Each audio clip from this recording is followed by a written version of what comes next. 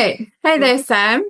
Hi, Sam McSorley. How are you? I'm good. I'm Adele and today we're going to be talking about core beliefs, just Yeah. following on from some of the other episodes that we've been talking about.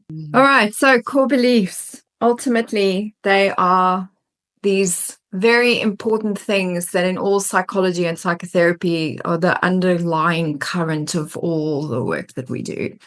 Because it's all about how you see yourself, how others see you, and how you perceive others see you. And it drives a lot of things, doesn't it? Yeah. Yeah, it does. And our core beliefs are set by the time we have gone, by the time we've left, or age 7, let's just say. By the time age 7, there's a hypothesis there that you have organized yourself in a certain way based on your environment, how you've been conditioned in your environment. So yeah, and as a therapist, one of the key things that we look for, as you say, is core belief, and that's what we work with, because core belief then leads to our core organization, how we've organized ourselves in the world. And I know that you want to talk today about the histogram, so that's something that you might use in your clinical practice. Yeah, so Yeah. tell us more about that. Yeah. So first things first is that many different things can inform your core beliefs. So 100% true that by the time we're about 7 or 8 years old, a lot of that kind of just the foundational base is there. But some things in life happen, so around about your sort of teen years, something will happen where it's like, I don't belong here, right? And then around about sort of your early 20s or sort of from 18 years onwards, there could be another thing that happens where I'm kind of all alone in this world. I've got to navigate the world. And then something happens where a trauma hits your life and it kind of shifts. So we are like a tree that pops up, and then there are these branches based on how we adapt to things that are happening to us. And these are how our core beliefs get molded.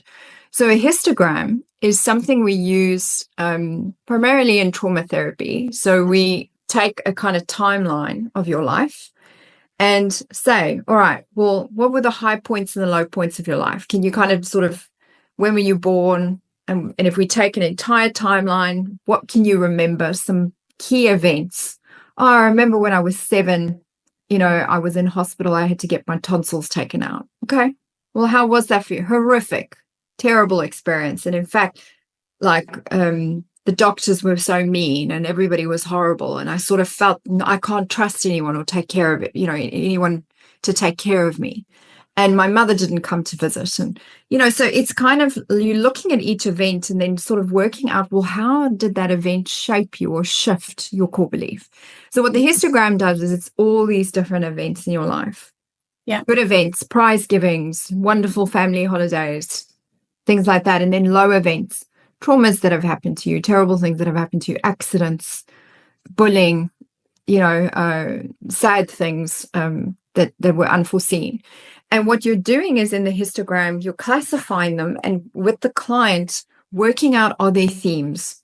And if there are themes, then we know that there's kind of a branch of core belief that we can really deepen into. Yeah, and then from life events that have happened, then one life event leads on to another life event that becomes reality, because you are now looking for evidence that that core belief of saying nobody loves me is actually true. So then you might head into relationships where you know that they're not going to work and they're not healthy for you, or they're toxic, because your core belief is that I'm unlovable, just as a basic example. But the other thing that you can extrapolate that information from a histogram, which looks at algorithms, I guess, as well, doesn't it? It's like looking at these main life events that are kind of categorized into top, middle, and end, if you like. And then the other thing that I find really interesting to look at when it comes to core beliefs is like people's body posture. And Pat Ogden has done quite a lot of work on that. And so this is similar to like facial structure as well. Is this just like these micro movements that you have held in your face? So, for example, you might have this really, somebody that actually looks frightened. And it's not that they've suddenly become frightened.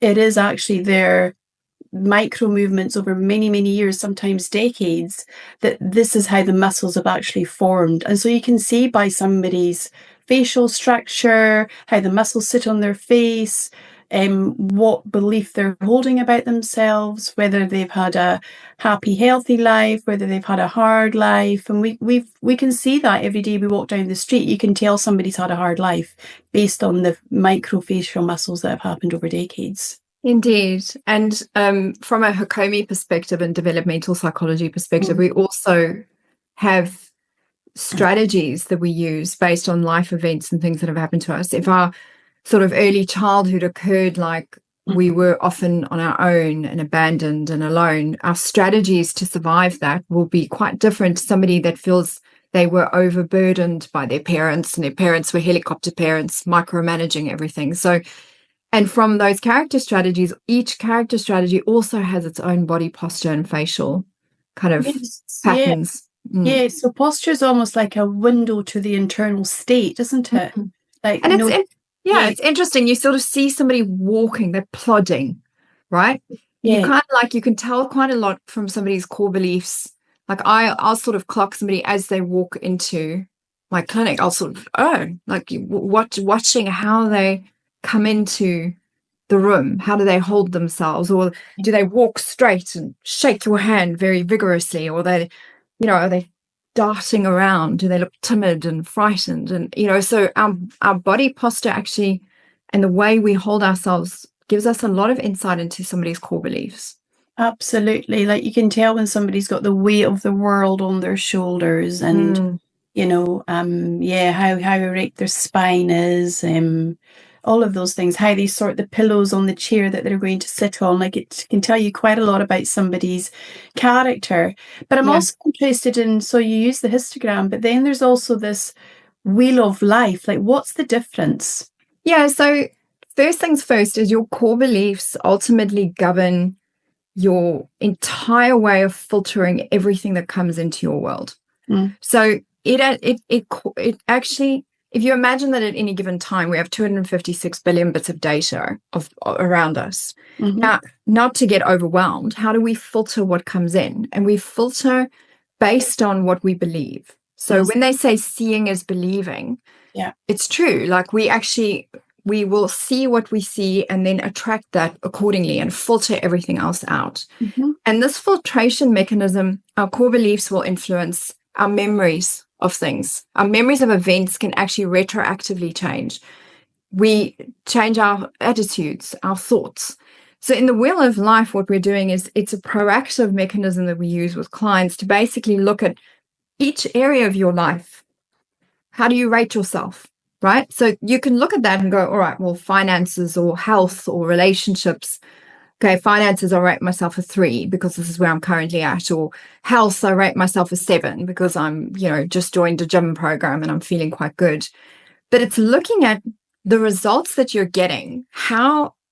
Why do you think those results are happening? How do you think about that yourself in that area of life that could be influencing your results that you're getting? So the wheel of life, when you're looking at your actions, you're doing things to create things, but it could also lead to some unwanted results. And those unwanted results can often be driven by the core beliefs. Yeah. And so I quite like looking at Hakomi core beliefs in terms of how life issues show up. And because it's a somatic therapy, kind of tagging back into Pat Ogden's body posture, what we're trying to bring an awareness with clients is what's happening in the body right now. And so through certain statements that a client might make within almost like 20 minutes of sitting with you in the chair, is that you can start to work, there's some life issues here. So in Hakomi, we kind of categorize that into utero to 6 weeks, which is about safety and welcome. From 6 weeks to about 12, 18 months, we're looking at support and care. Then 18 months onward, we're looking at authenticity. We're looking at freedom and choice thereafter. And then we're looking at worth. So that by the time you're 7 or 8, as we've said, you've decided am I welcome in the world and am I safe? Because you picked up a huge amount in utero. We know there's so much research there now on how the baby is impacted in utero, what the mother's healthcare like, what her support and care was like in the house. Was there domestic violence? Was it she was struggling on her own? Did she have a bereavement? All of that affects the baby. Then there's the supporting care. Were my needs met? And yes, you might have parents that did everything for you, but there was some emotional need that wasn't met. So these become the missing experience. So your core belief then is that I've got to support and care for myself. So you become this fiercely independent person, which might be a life issue. Then there's this authenticity. Was I allowed to be myself? Was I allowed to have a voice in my environment? And so you might find that that's a people pleaser, for example, can't say no, always has to say yes, but means no. Then there's this freedom and choice of, was every decision made for me? Was I allowed agency in my life as a child?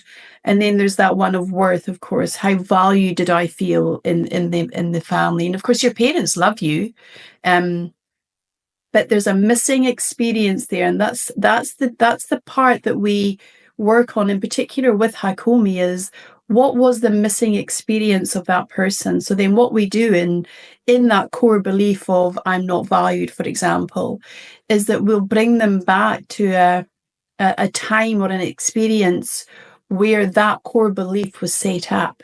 And usually it takes more than one episode or one experience, right?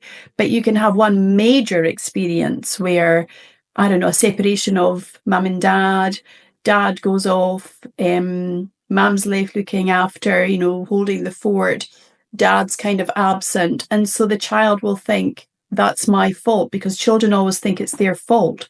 And then that moves into, well, maybe I'm not viable enough. And so then that carries on throughout their whole life, as an example.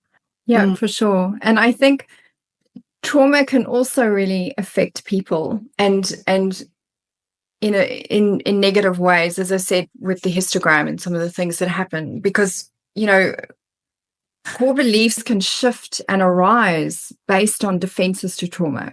So if we have panic, rage, terror, despair in a particular event, and we have to survive in the face of that danger,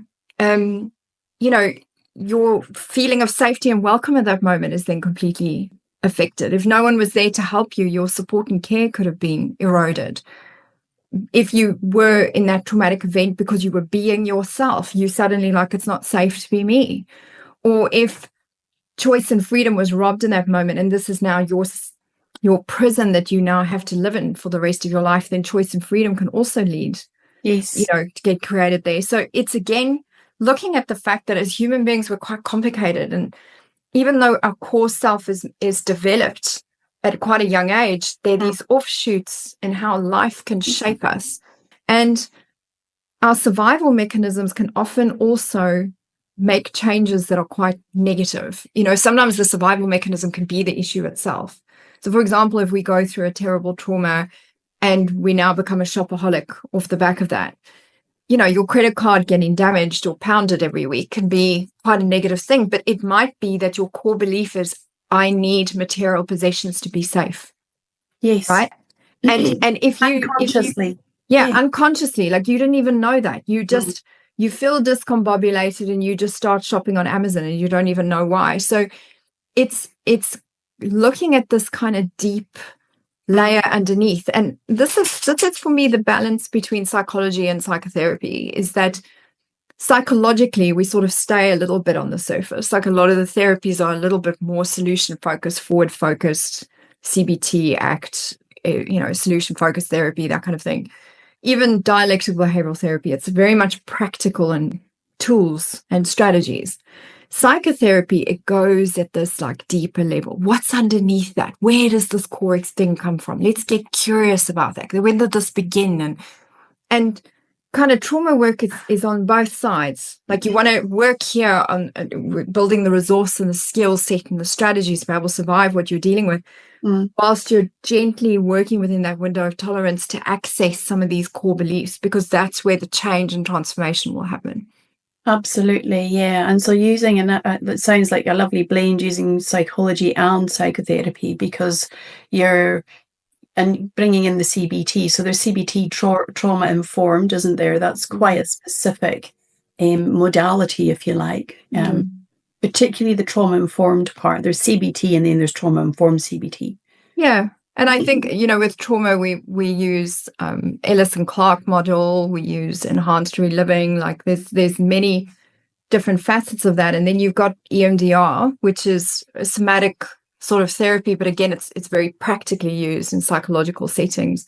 Yeah. But psychotherapy methods are a little bit more your Hakomi, internal family systems, and then your depth psychotherapy, like conversational models, psychodynamic psychotherapy, that kind of thing. And with IFS, it's quite interesting because the parts as well are also holding some of those core beliefs. So let's talk a little bit about how parts also tell us what our core beliefs are.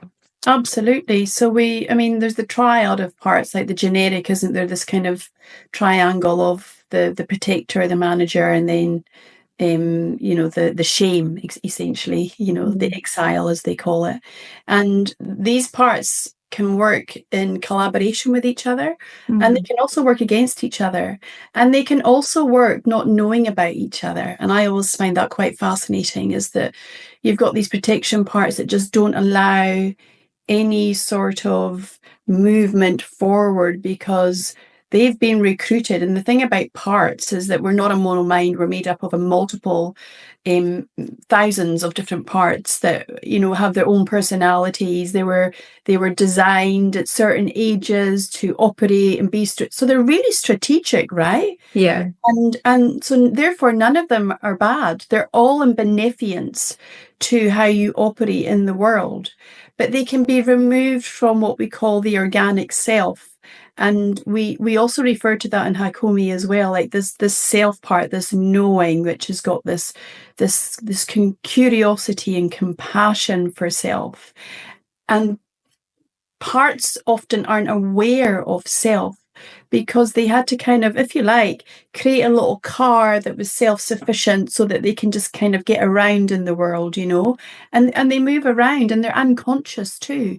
So you can do some parts mapping with people. You go, well, and the thing about IFS and Hakomi and how they complement each other is that we're actually working right here, right now with what has the most charge while you're sitting in the chair. And so we're not necessarily interested in the narrative of what's happened to generate these core beliefs or these parts. We're more interested in what is that doing to your system right now. And so we invite, at all times with IFS and Hakomi, we invite what we call the witness or the observer, which is self, to just notice how this dance is playing out in life with core organization and belief. And they're different types of parts, right? So you've got the parts that hold often the trauma or the delicate piece. These are the ones we exile. Yes. And we hide them behind a curtain in our psyche. Absolutely. Then you've got your protectors, and they are holding all kinds of things. And in depth psychotherapy, we work with defenses. So we look at all the ways you defend yourself and protect. So those are all your protector parts. And these parts don't allow us to peer behind the curtain. It doesn't want to look at anything. And in all these therapies, you're just hanging out there to sort of gain cooperation from a protector to be able to access everything. Yes. But then, of course, the one that I always find the funniest is the manager. I've got many manager parts, and I know you do too, but they come in and they're like, no, we're project managing all the things. You're not accessing anything until you tell me the rules of the game, and I'm in charge and I'm in control. And we are a whole little mosaic of all these kind of parts of our psyche combined into one. It's freaking cool. It's so interesting. I laugh at my manager parts because there are many of them, and I can get myself into a right pickle because of these management parts. Like, I'm not a rule breaker when it comes to study and my work and my professionalism. Like, I just do not break any rules. But in my personal life, it's like this, it's like it's so polarized. Like, I'm such a rule breaker. And, and so when you're talking to your partner about, this part here, the professional part, management parts, and then he goes, oh, but that's not what I see. And I go, no, because you see me in my professional management part, in my personal management part, Yeah, they're a bit loose actually, you know? And so you can have such polarizations with these management parts and these protector parts. But the Excel part, there's something quite different about that, the shame and the embarrassment associated with Excels. Like there's something that's got such a different energy about it, hasn't it? definitely. Yeah. And it's something that there's even layers of deception within ourselves that those don't even exist. And that's part of, when we work with trauma, particularly, people can be so sophisticated in the way they just disconnect from the things they don't want to see. Disconnect from their body or dissociate from like an incident or event. So they know autobiographically that it happened, but they don't want to go there. And that's really amazing that they don't want to go there because they're not ready to. And I think it's something that you want to go there with a trained professional where you've been resourced, you've been prepped, you've been stabilized to be able to then access those things titrated way, little mini bites. Let's not, in the old days of prolonged exposure, let's just expose all the people to all the trauma all at the same time and like grin and, grit your teeth and bear it. I mean, those days are over, and it's about actually working with people in these kind of very titrated mini bites to get things sorted. So if you're listening to this and you are kind of curious about what your core beliefs can what they might be and how to actually explore and figure them out, there's many different things that you can do to elicit your core beliefs. So Sam and I are going to go through some ideas and some methods and things that you can use to kind of do some of your own self-discovery and self-work to sort of tease out your core beliefs and sort of figure them out. Yeah. So the first thing that you can do is go and pull up a histogram for yourself. You can sort of Google what is a histogram and sort of build your own little spreadsheet of like highs and lows and things that have happened to you and start to see if you notice themes in your experience. Next thing, you can analyze your life using a wheel of life. You can download one off my website, or you can just, again, go Google a wheel of life and, because it's a evidence-based mechanism, and you just rate yourself, where am I at my life across this wheel of life and these spheres of life, and looking to see wherever you have unwanted results, could there be a core belief that is kind of informing any of that, and speculate, well, what might that be? The next thing you can do is to take a look and see when you've got your wheel of life and you've got your histogram and you're starting to get your themes together, look at some things you are very certain about. I'm no good at maths, right? I don't look good. I'm not pretty, or I'm not attractive, or I'm not smart, or I'm not very good with money. Look at those big themes and ask yourself, where is that certainty coming from? Where does that come from? Is that something from me, or is that something external? The other things you can also look at is look at your posture. How do I sit? I sit like this. I don't ever actually noticed how I sit. Or you ask one of your friends, well, when I walk into a room, what do you think I'm thinking? Like, what might be my That's a good one. core beliefs based on my posture and how I'm actually like behaving or holding myself, right? Yeah. What are some other things we can do to come up with our core beliefs? Well, I always like Dick Schwartz's audiobook, No Bad Parts. And I do recommend that to quite a few people because it's something that can be done in your own time. Any audiobooks have it on. Amazon has it. It's great. And so what you have is you have the narrator, and then the beauty about it is that Dick Schwartz then actually comes in and he does the exercises with you. And I recommend some quiet time when you have the house to yourself, no distractions from your partner or your children or your puppies or, all of the above. And get yourself a nice A3 pad with some coloured pens, because you'll do some parts mapping. And it's just, he really does go through the exercises really well. And I would do that as a really good starting point, because many people don't even know that they've got this chatter from all these different kind of voices happening in the mind, because we're not a mono mind. No. And so he explains it beautifully. So that would be one thing I would recommend. But this Wheel of Life that's on your website, what's your website? Where can people find that? It's Naked.Recovery.com. Excellent. And yeah, it's just on there on the website, but you can also just email the team and just get them to send you a Wheel of Life if you can't find it with ease. But, I think the thing is if you really want to discover, like, underneath everything, what's really going on, psychology is good, but psychotherapy is better. It's better fit for this sort of depth level of work. Like, how did I get to be who I am today? Yeah. And working with a psychotherapist, or someone trained in psychotherapy type techniques, it's a better way to kind of access, well, based on my beliefs, why is it that I'm attracting all the things that I'm attracting in my life?